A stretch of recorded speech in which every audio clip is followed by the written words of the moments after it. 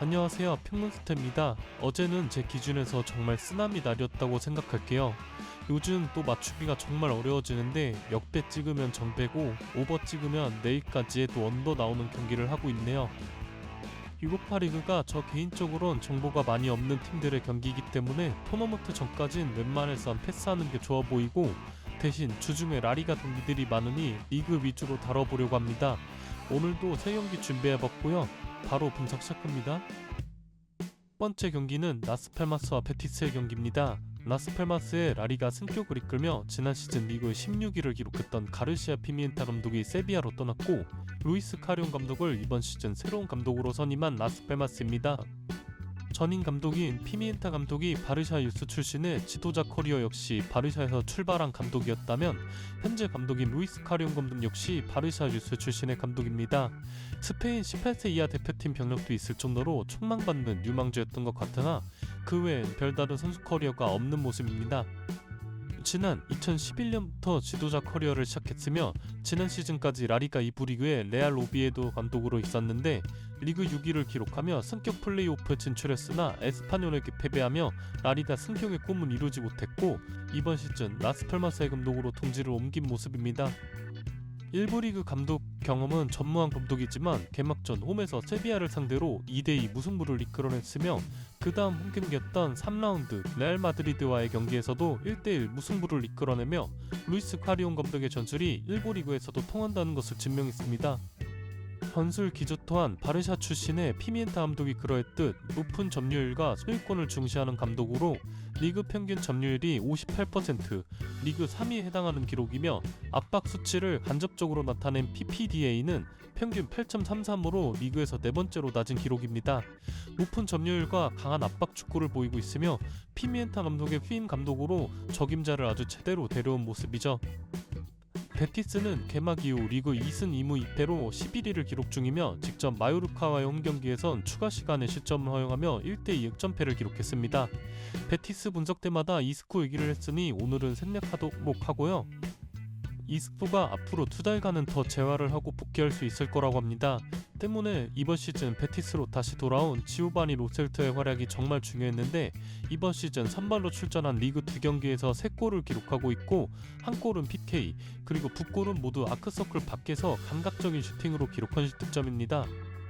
드문 슈팅 감각을 보이고 있기도 하며 드리블과 패스로 만들어내는 기회 창출 능력 또한 준수하기 때문에 이스코의 공백을 대체할 최적의 선수이죠. 하지만 다른 공격수들의 득점이 좀처럼 터지지 않는 모습인데 지난 리그 6경기 6골로 저조한 모습입니다.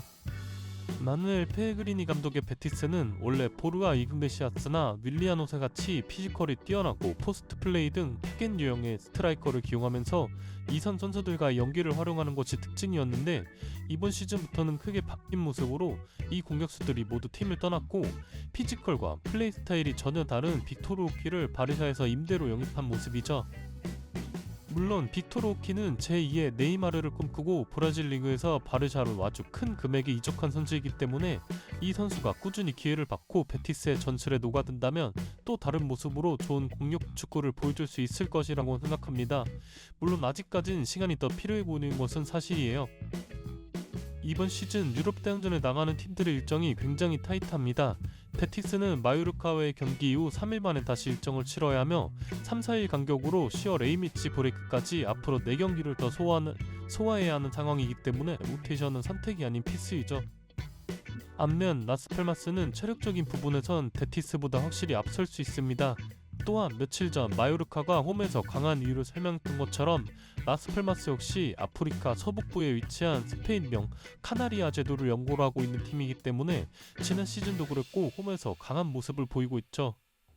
앞서 말했듯 라리가에서 잔뼈 굵은 세비야와 레알 마드리드를 상대로 홈에서 무승부를 이끌어냈고 그 다음 홈경기에서 빌바오를 상대로 패배를 기록하긴 했으나 2대3 스코어로 굉장히 접전으로 끌고 갔었다는 점에서 저는 역배당을 받은 라스팔마스의 플러스 0.5 핸디캡 순위로 추천드립니다.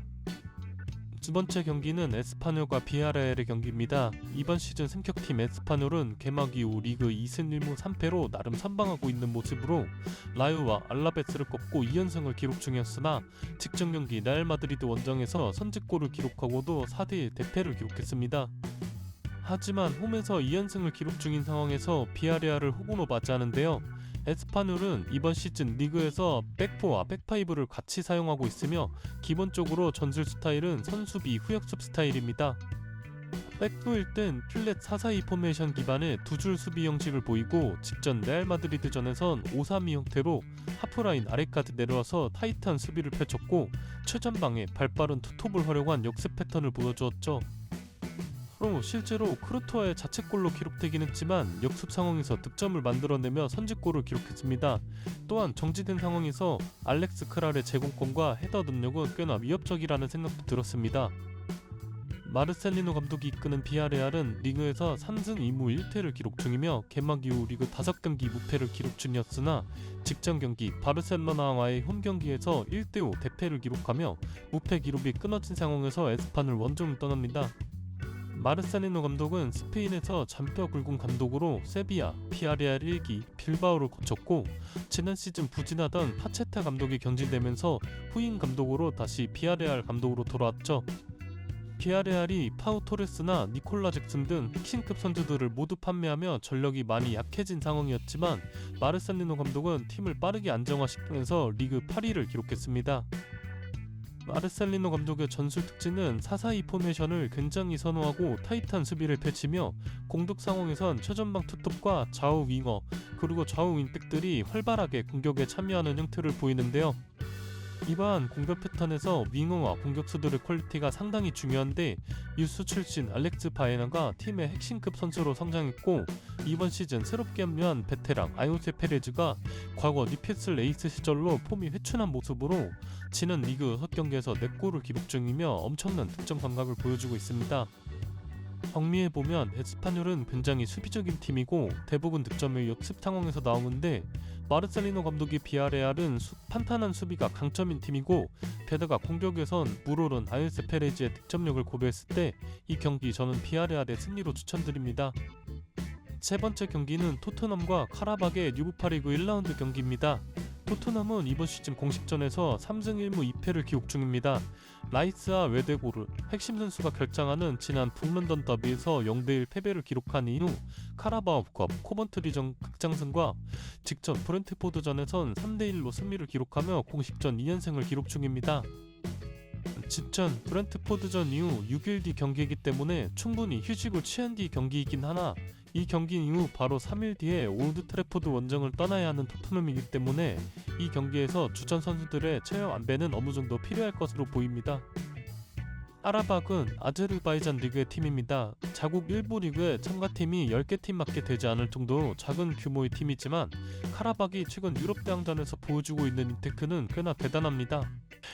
가장 특강은 지난 시즌만 보더라도 유로파리그 32강 토너먼트에서 포르투갈의 강호 브라가를 잡고 16강에 진출했으며 16강 상대는 지난 시즌 분데스리가 무패 우승을 기록한 레버쿠젠이었는데 홈에서 2대2 무승부를 이끌어내더니 원정에 가선 퇴장을 당하고도 두 골을 리드하는 상황을 만들었습니다. 물론 교체로 들어온 레버쿠젠의 공격수 패트릭 슈크가 추가 시간에 두 골을 기록하면서 카라박이 정말 아쉽게 탈락하긴 했지만 거의 리그와 유로파리그에서 무적의 모습을 보여주던 레버쿠젠을 탈락 직전의 위기까지 몰고 갔던 카라박이었어요.